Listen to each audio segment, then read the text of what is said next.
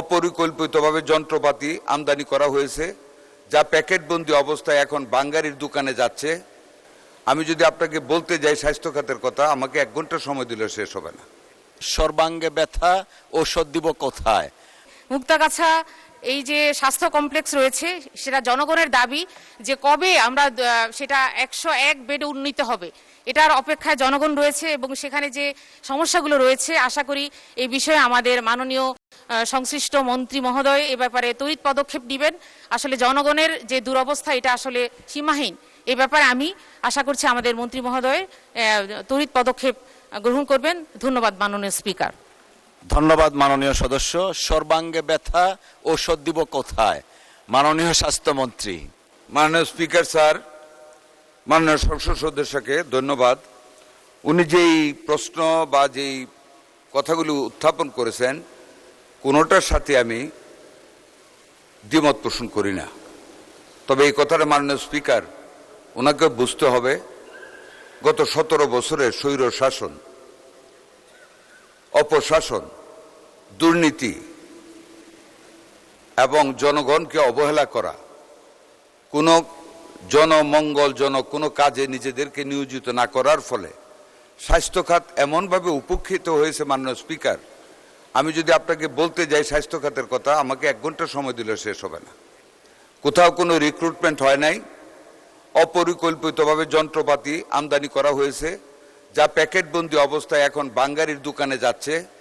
18 কোটি টাকা করে 2টি রেডিওথেরাপির মেশিন খুলনা এবং ফরিদপুরে পড়ে আছে, যেগুলির বর্তমান বাজার মূল্য 11 কোটি টাকা। ব্যাংকার সৃষ্টি না করে এগুলি আমদানি করা হয়েছে। অনেক জায়গায় এক্সরে মেশিন আনা হয়েছে, টেকনিশিয়ান নেই। ল্যাবরেটরি মেশিন আনা হয়েছে, ল্যাবরেটরি টেকনিশিয়ান নেই। এই অব্যবস্থাপনা আজকে আমাদের এই গণতান্ত্রিকভাবে দিনের বেলায় ভোটে নির্বাচিত সরকারের উপর এসে বসেছে। কাজে ওনাদের কথাগুলো আমাদের শুনতে হচ্ছে। তবে এটুকু আশ্বস্ত করতে পারি, উনি যেটা 68টি শূন্য পদের কথা বলেছেন, দ্যাটস 100% ট্রু। মাননীয় স্পিকার, কোনো রিক্রুটমেন্ট হয় নাই, গত 17টা বছর রিক্রুটমেন্ট করে নাই। যেখানে যেখানে কিছু অ্যাডভার্টাইজমেন্ট করেছে, এমন সব ক্লজ দিয়েছে নিজেদের লুক নেওয়ার জন্য, প্রত্যেকটার বিপরীতে রিট মামলা হয়েছে। এগুলি এখন আমরা আস্তে আস্তে, যেমন 4100 নার্সের একটা রিট মামলা করে আমরা নার্স নিতে পারি নাই। মাত্র 7 দিন আগে আমরা অ্যাটর্নি জেনারেলের সহযোগিতায় সেই রিট মামলাটা খারিজ করাতে পেরেছি। আমাদের এই 4100 নার্স এখন আমাদের কাজ করতে পারতেছে। এটা না নিতে পারলে আরও 3700 নার্স আমাদের চাকরিচ্যুত হয়ে যেত।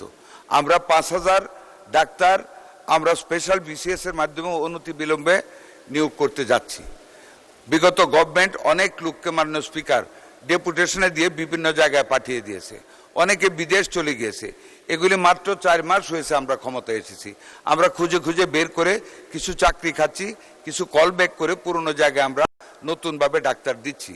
এরই মধ্যে ইনসিটু বলে একটা কথা আছে, প্রমোশন হয়েছে কিন্তু আগের পোস্টে কাজ করে। এরকম কয়েক শত ডাক্তারকে আমরা প্রতিদিন 20টা-25টা করে ডাক্তার আমরা বের করে করে আমরা বিভিন্ন হাসপাতালে দিচ্ছি।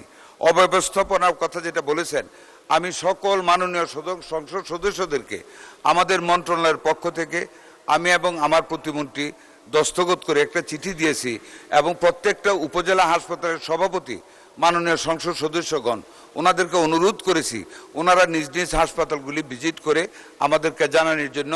আমাদের সীমিত সম্পদের ভিতরে আমরা যতটুকুন পারতেছি মাননীয় স্পিকার, আমরা প্রত্যেকটা হাসপাতালকে উন্নত করার চেষ্টা করতেছি।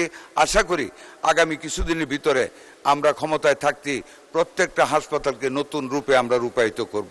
ধন্যবাদ আপনাকে মাননীয় স্পিকার।